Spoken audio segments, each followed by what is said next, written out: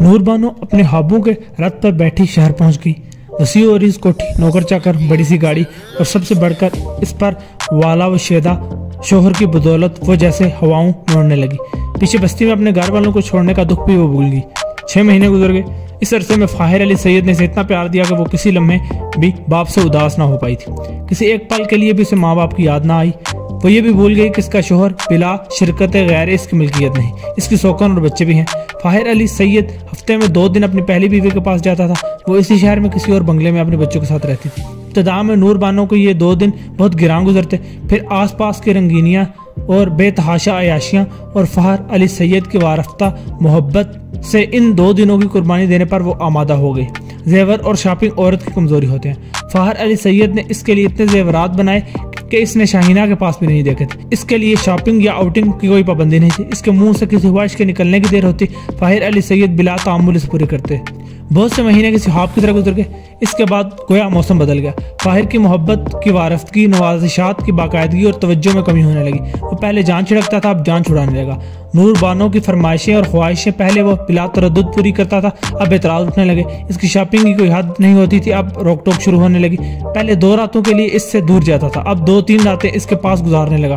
پوچھنے پر سیاسی مصروفیات کا رٹا رٹا جواب مل جاتا۔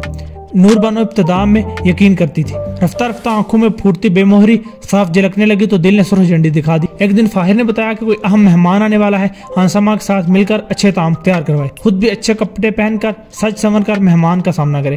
نور بانو کو حیرت ہوئی کہ شوہر نے پہلے ایسی کبھی فرمائش نہیں کی تھی۔ پہلے بھی مہمان آتے تھے، وہ اپنی نگرانی میں مہمانوں کے لیے کھانے تیار کرواتی تھی، مگر سج سنور کر مہمان کا استقبال کرنے کی ہدایت پہلی بار شوہر کی طرف سے ملی تھی۔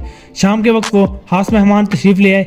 فاہر علی سید کی پارٹی کے مرکزی رہنما تھے۔ ان کا نام سعادت خان چنگیزی تھا۔ شوہر کے حکم کے باعث اس نے پوچھ تک آ کے ان مہمان کا استقبال کیا تھا، انہیں عزت و تکریم کے ساتھ مہمان خانے تک پہنچایا تھا۔ جب کھانے کا وقت ہوا تو ڈائننگ ٹیبل پر وہ 3 ہی موجود تھے۔ ملازم کھانے کی ڈشیں لا کر ٹیبل پر چننے لگے۔ شوہر کے اشارے پر وہ چنگیزی صاحب کو بہت احترام سے کھانے کی ڈشیں پیش کرتی رہی۔ سعادت خان چنگیزی 55-60 کے آس پاس تھا، قویل جسہ تھا، آنکھیں ابری ابری تھی، چہرے سے تفاخر، امارت اور ہوس پرستی بھی صاف جھلکتی تھی۔ ان کی نظریں بڑی بے باکی سے نور کے جسم پر بھٹک رہی تھی۔ انہیں ذرا بھی احساس نہیں تھا کہ اس کا شوہر آس پاس بیٹھا ہوا ہے۔ فاہر علی سید بڑے خوشامدانہ انداز میں ان سے مخاطب ہوتا تھا، ان کے آگے پیچھے پیچھے جاتا تھا۔ کھانے کے بعد وہ قہوہ پی رہے تھے، اچانک ہی فاہر کے موبائل فون کی گھنٹی بجی۔ اس نے فون اٹھایا، ایک ذرا سوچتی ہوئی نظروں سے موبائل اسکرین کی طرف دیکھا، پھر بٹن دبا کے ہیلو کہا۔ دوسری طرف کی بات سن کر تھوڑی دیر ہولڈ کرنے کا کہہ کر چنگیزی صاحب سے مخاطب ہوا۔ چنگیزی صاحب ایک بڑے نیوز چینل کا پروڈیوسر فون پر ہے، اس وقت لائیو نشر ہونے والے ایک ٹاک شو میں مجھے لینا چاہتا ہے، اگر اجازت ہو تو 15-20 منٹ کے لیے دوسرے کمرے میں چلا جاؤں۔ وہ اپنے باری لہجے میں بولے، شاہ جی آپ تو ہماری پارٹی کے ترجمان ہیں، ان ٹاک شوز میں مخالفین کے چھکے چھڑانے میں آپ کا ثانی نہیں، آپ کو کیسے منع کر سکتا ہوں۔ فاہر نے نور بانو سے کہا، میرے آنے تک چنگیزی صاحب کا خیال رکھنا، خبردار انہیں بوریت محسوس نہ ہو۔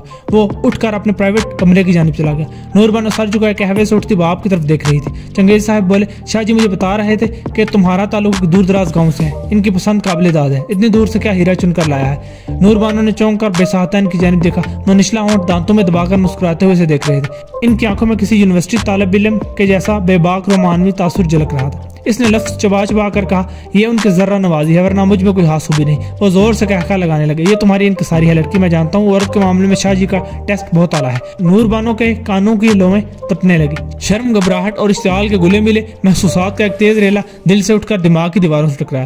وہ کٹیلے لہجے میں بولی، آپ ان کے سینئر ہیں، کیا وہ سیاسی معاملات کے علاوہ عورتوں سے متعلق بھی تجربات آپ سے شیئر کرتے ہیں؟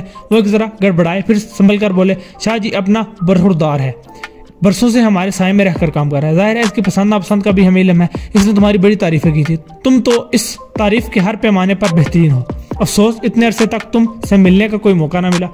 نور بانو کے اندر آگ بھڑک اٹھی، چنگیزی صاحب کی باتیں سے زہر لگ رہی تھی، اسے سمجھ میں نہیں آ رہا تھا کہ 1.5 عمر کا یہ بندہ کتنی گری ہوئی باتیں کر رہا ہے۔ فاہر نے وہاں سے اٹھنے سے منع کر دیا تھا، مگر چنگیزی صاحب کے قریب بیٹھے رہنا اب برداشت سے باہر ہو گیا تھا۔ وہ اٹھ کر کھڑی ہوئی، متوحش لہجے میں بولی، میں اپنے کمرے تک ہو کے آتی ہوں، آپ پلیز برا نہ مانی۔ یہ کہہ کر وہ جھٹکے سے مڑی اور تیز تیز قدم اٹھاتی ڈائننگ ہال کے باہر آ گئی۔ ہر اٹھتے قدم کے ساتھ یوں لگ رہا تھا جیسے پیچھے سے وہ آوازیں دیں گے، اسے جکڑ لیں گے۔ اپنے کمرے میں آ کر پلنگ پر گر کر گہرے گہرے سانس لیتے ہوئے اندر کا غبار نکالنے کے جتن کرنے لگی۔ کچھ ہی وقت گزرا تھا کہ اس کا دل صحیح طرح سے سنبھلا بھی نہیں تھا، اچانک کمرے کا دروازہ دڑ سے کھل گیا۔ اس نے گھبرا کر دیکھا، فاہر حشمگین نگاہوں سے گورتے ہوئے اندر داخل ہو رہا تھا۔ पास आकर सर्द लहजे में बोला, नूर बानो, क्या मैंने तुम्हें बताया नहीं था कि चंगेजी साहब को तनहा नहीं छोड़ना? तुमने मेरी बात नहीं मानी, इसके सामने मुझे जलील भी कर दिया। मेरी तबीयत अचानक बिगड़ गई थी, मैं इनसे मदद करके आई थी। वो धीरे से बोली। इसे हिम्मत ना हुई कि चंगेजी साहब की बेबाकी और ज़ुमानी गुफ्तगू की संगीनी अपने शोर को बताए।